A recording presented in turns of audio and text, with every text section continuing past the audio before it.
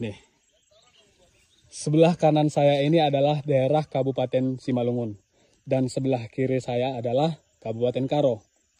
Terlihat jelas perbedaan jalannya di mana media sosial. Dan ini saya kira apa yang terjadi di Lampung ini seperti tsunami di media sosial karena semua akhirnya bukan hanya menyerang balik ke para pejabat Lampung, tetapi juga kemudian mereka juga mulai korek-korek itu.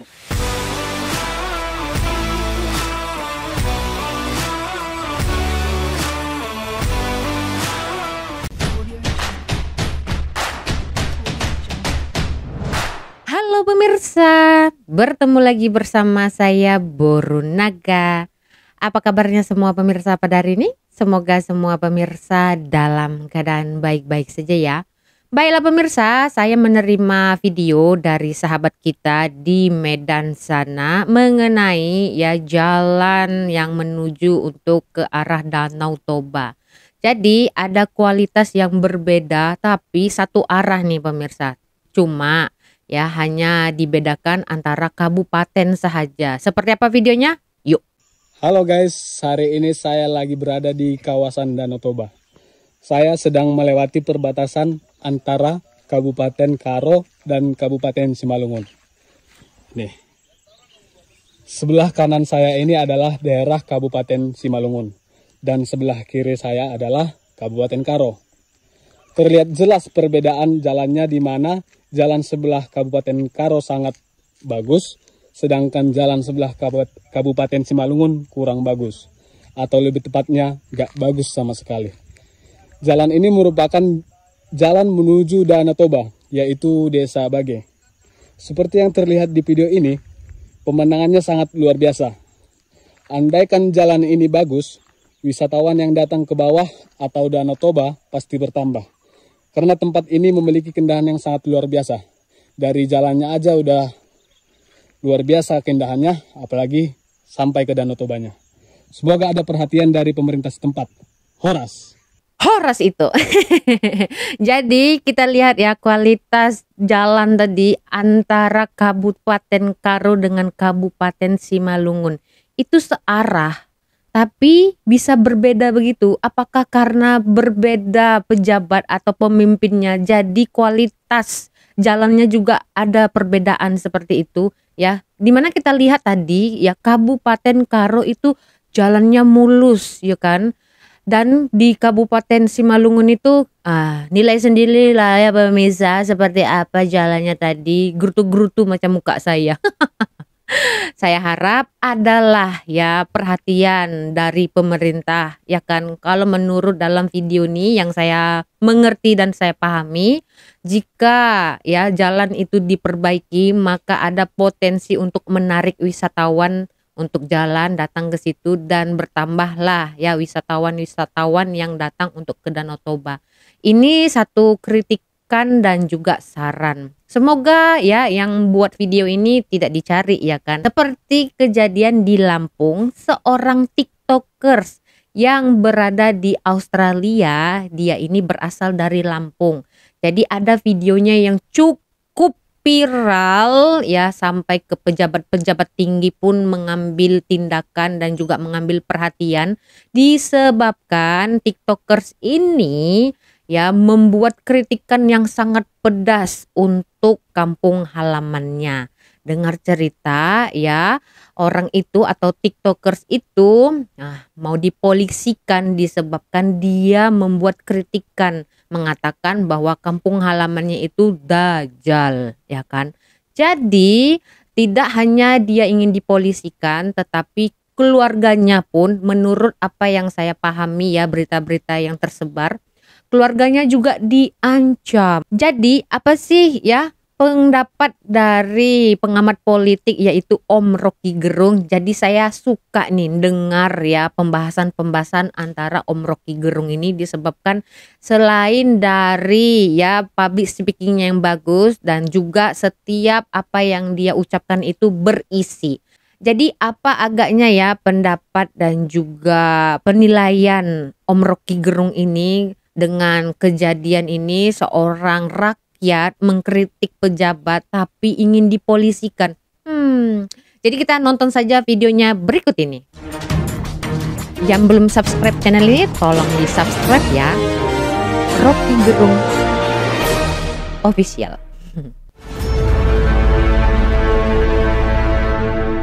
Mari kita dengarkan. Halo, halo, apa kabar Anda semua? Bagaimana nih? Semakin dekat dengan Hari Raya Lebaran ya, dan Hari Raya Idul Fitri. Dan saya lihat udah banyak yang spending ini di mall-mall penuh rupanya. Masih ada THR. Saya menduga ini bukan ASN ini. Kalau ASN kan tukitnya dipotong 50% gitu. Istilahnya mereka melempar jumroh gitu ya di mall-mall untuk belanja Hari Raya Lebaran. Iya, itu ada kegiatan ya, mall buka. Tapi kalau saya ngomong sama beberapa teman retailer itu, mereka bilang ya orang ke mall itu buat makan doang. yang yang belanja ya dikit banget. Jadi tetap ada penurunan pemasukan di mall itu, dan itu berakibat pada bonus buat sales promotion girl, karyawan-karyawan di situ itu, dan sales promotion boy itu berkurang. Jadi ada keluhan juga tuh. Jadi tetap kita tahu bahwa ekonomi tidak seperti yang dibayangkan membaik. Nah, kadang-kala kita mesti lihat bahwa orang pergi ke mall itu ya untuk bosan di rumah, ngabuburit aja tuh. Jadi cuman window shopping sebetulnya tuh. Dan jejak jual belinya sangat minim.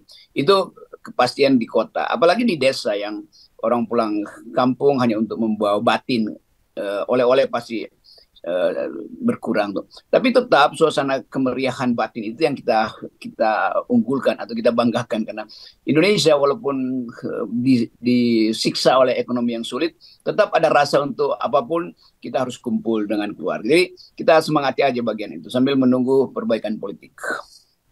Karena Anda ngomong perbaikan politik, saya kira yang terjadi di Lampung sekarang perbaikan jalan besar-besaran. ini menarik ya. Setelah dikritik oleh seorang TikToker, ini seorang pelajar yang dia berasal dari Lampung dan sekarang studi di Australia. Ini kan jadi heboh banget, apalagi kemudian keluarganya diancam dan sebagainya, dan dia dilaporkan ke polisi gitu. Sekarang tapi rame-rame sekarang netizen itu berbalik menyerang dan mengungkap data-data bahwa memang di Lampung jalan infrastrukturnya itu buruk banget. Jalan naik itu baru infrastruktur, bukan jalan tol ya. Bedanya yang disebut jalan-jalan biasa itu baru infrastruktur tuh. Dan terbukti mengagetkan, ternyata 23% di sana itu jalan di Lampung itu hancur. Kemudian ada 104 km jalan provinsi itu juga hancur. Nah, yang menarik ini adalah sekarang anggota DPR, bahkan Pak Mahfud MD juga mau turun tangan ini menangani ini, karena dianggap orang namanya kritik ya jangan dilaporkan ke polisi gitu. Betul itu. Saya kira itu bukan yang terteror, bukan keluarganya aja, seluruh rakyat Indonesia terteror. Karena akhirnya kita takut untuk mengucapkan kritik. Betul. Lama-lama kita nggak tahu ini negara disusun demi apa itu. Kan mestinya disusun demi umpan balik tentang kebijakan tuh. Jadi kalau kritik seseorang anak muda di Australia terhadap kehidupan dia di desa dia itu atau di kota dia itu dipersoalkan, lalu seluruh orang Indonesia merasa nggak boleh lagi melakukan hal yang sama sebetulnya. Jadi ini teror terhadap hak kita untuk berpendapat. Coba saya bandingkan dengan satu peristiwa juga di Australia itu. Di Darwin dulu beberapa tahun lalu ada seorang ibu yang udah menetap di kota itu, atau di salah satu kota di Australia Utara itu. Saya kira di Darwin. Dia melihat, dia buka usaha, di depan usahanya itu ada jalan. Jalan itu dia perhatikan udah seminggu nggak disiram bunganya, maka mati bunganya itu. Lalu dia kritik lewat sosial media bahwa ini pemerintah Darwin ini nggak becus, karena mengurus bunga aja nggak bisa, apalagi mengurus rakyat. Kira-kira begitu poinnya. Nyebar ke seluruh Australia, bahkan ke seluruh dunia. Dalam 3 hari itu pemerintah lokal itu datang minta maaf pada si ibu itu. Oh, kami memang bersalah. Bukan itu aja. Pemerintah kemudian mencalonkan ibu jadi wali kota, lalu jadi wali kota di situ kan. Ini orang-orang NTT yang cukup lama di Darwin, dan dia jadi wali kota beneran. Jadi bayangkan misalnya keadaan di kita itu dikritik justru diperkarakan, bukannya memperbaiki justru diperkarakan. Jadi ini yang kita sebut sebagai mental feodal di dalam sistem demokrasi. Bahaya betul kalau kita infrastruktur politik kita demokratis, tetapi mental pejabat negara ini tetap feodal. Kan orang feodal tuh merasa tersinggung kalau dikritik oleh rakyatnya kan. Jadi sistem itu yang membuat kita nggak percaya bahwa ada demokrasi di Indonesia. Mau dia memang ada, lembaganya ada, DPR ada, sistem hukum ada, pemilu ada, tetapi mental pejabatnya tidak fit and proper atau tidak layak untuk menjalankan sistem demokrasi. Hanya orang yang setara, yang punya kapasitas untuk memahami kritik yang boleh memimpin sebetulnya. Kalau orang-orang yang feodal ini kan dia hanya mau dapat kekuasaan, lalu dia hentikan evaluasi terhadap kekuasaannya yang justru diberikan oleh rakyat yang sedang mengkritiknya, yang sedang mengevaluasi dia. Ini tapi sekarang ini eranya memang berbeda ya. Ini clear memang rata-rata mentalitas pejabat kita seperti itu. Hampir semua di berbagai daerah saya kira seperti itu. Dan sekarang yang fenomena yang menarik itu terjadi perlawanan begitu ya di media sosial. Dan ini saya kira apa yang terjadi di Lampung ini seperti tsunami di media sosial karena semua akhirnya bukan hanya menyerang balik ke para pejabat Lampung, tetapi juga kemudian mereka juga mulai korek-korek itu dosa-dosa dari para pejabat di Lampung itu. Ya, Lampung kan dengan mudah kita akses karena dekat dari Jakarta. Semua orang yang pergi ke Sumatera pasti lewat Lampung atau masuk keluar untuk cari lokasi-lokasi. Kan Lampung lagi diupayakan jadi semacam hub turisme baru tuh. Jadi memang betul dikritik itu justru perbaiki supaya masyarakat bahkan turis tahu bahwa oke, Lampung adalah destinasi baru tuh. Jadi kelihatan betul bahwa borok itu mau ditutup-tutupi dan nggak mungkin kita percaya pada pejabat yang nggak mau dikritik. Dan itu akhirnya berlaku juga untuk pejabat yang lain. Jadi setiap kali netizen mengungkapkan semacam ya sebut aja penemuan terhadap ketidaklayakan infrastruktur yang pakai anggaran rakyat, itu artinya netizen itu peduli pada public policy kan. Kalau netizen udah nggak peduli, ya udah bangsa ini habis aja ditipu oleh pejabat-pejabat ini. Jadi sekali lagi seluruh Indonesia sebetulnya ada di dalam kita harus curigai pejabat-pejabat yang setara dengan kasus di Lampung itu. Itu berlangsung sebetulnya di hampir seluruh pelosok Indonesia itu. Saya dulu pernah cerita bahwa misalnya di Sembalun itu di Lombok ya, tempat orang naik gunung, itu ada jalan yang ditelantarkan sehingga dari desa ke jalan utama itu banyak ibu-ibu yang melahirkan di jalan karena diangkut oleh ambulans yang nggak bisa masuk, terpaksa dibawa ke bak terbuka lalu melahirkan di situ. Jadi kebijakan negara untuk merawat hak warga negara memperoleh akses terhadap kesehatan, terhadap kesejahteraan itu batal karena ketidakmampuan pemerintah untuk memberi hak dasar pada rakyat, yaitu jalan ke kabupaten. Sementara Pak Jokowi terus membangun jalan tol, padahal jalan kabupaten nggak dibangun. Kan sebetulnya kalau jalan tol itu kan jalan punggung. Nah, buat nyampe ke jalan punggung itu jalan rusuknya itu mesti disiapkan dulu. Itu jalan kabupaten, jalan-jalan lokal itu kan. Jadi ini yang sering dikritik sebetulnya oleh para pengamat kebijakan publik. Pemerintah membangun sesuatu tidak mengukur akibat-akibatnya. Nah itu sebetulnya masalah kenapa kita bangun jalan tol tidak pada waktunya, tidak tepat waktu. Sebelum jalan rusuk itu diperbaiki, ngapain bikin jalan tol? Kan untuk nyampe ke jalan tol perlu jalan kabupatennya rusak. Petani yang ngangkut tomat itu, tomatnya sampai di jalan tol udah jadi jus tomat karena bonyok di tengah jalan kan. Jadi soal-soal begituan sebetulnya. Hal yang dari awal kita inginkan supaya kritik rakyat itu betul-betul didengar.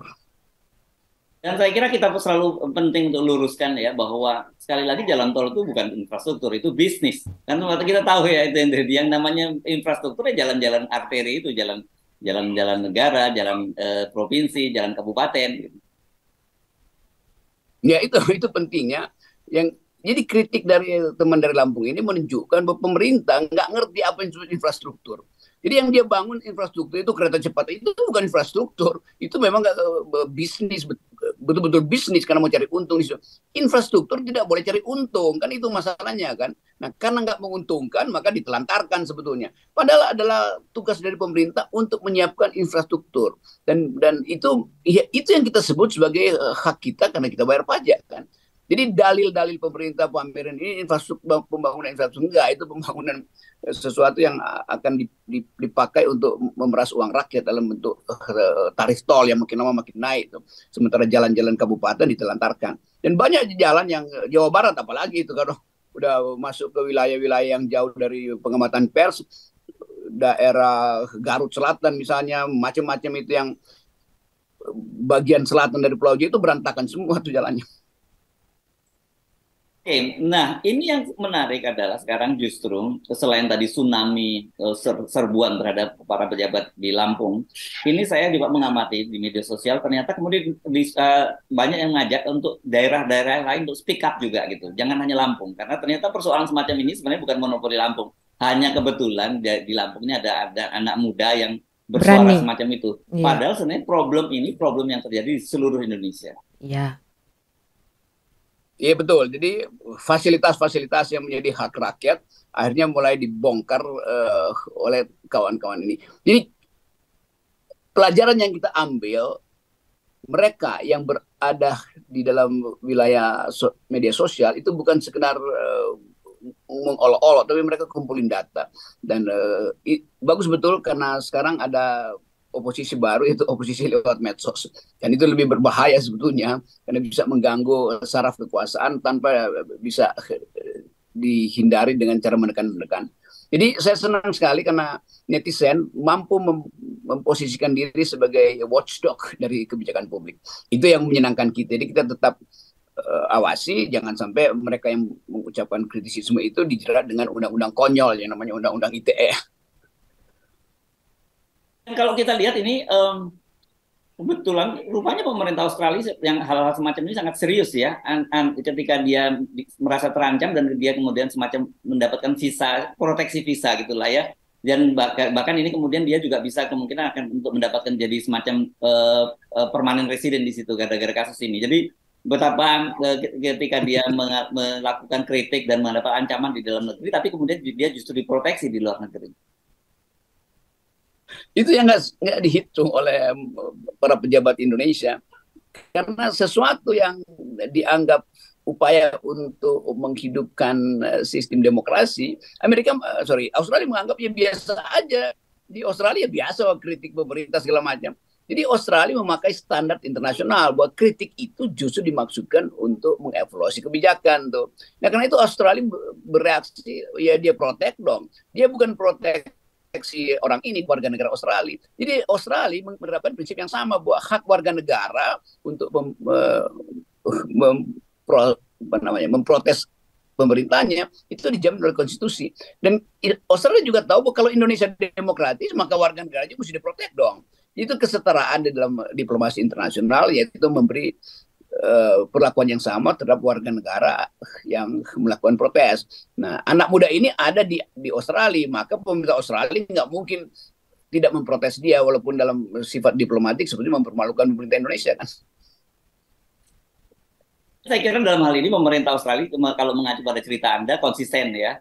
Bahkan ketika mereka sendiri dikritik, justru orang yang mengkritik itu mendapat apresiasi gitu ya. Jadi hebat ya, nggak double standar lah dalam soal yang begini.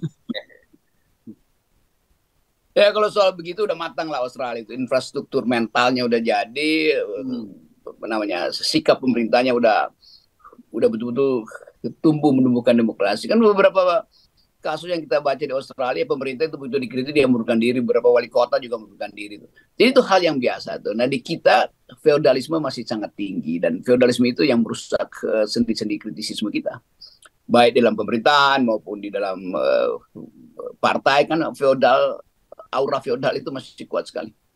Ya, saya kira penting ini daerah-daerah lain, anak-anak muda daerah lain, aktivis media sosial daerah lain untuk lakukan uji coba juga seperti yang terjadi di Lampung gitu.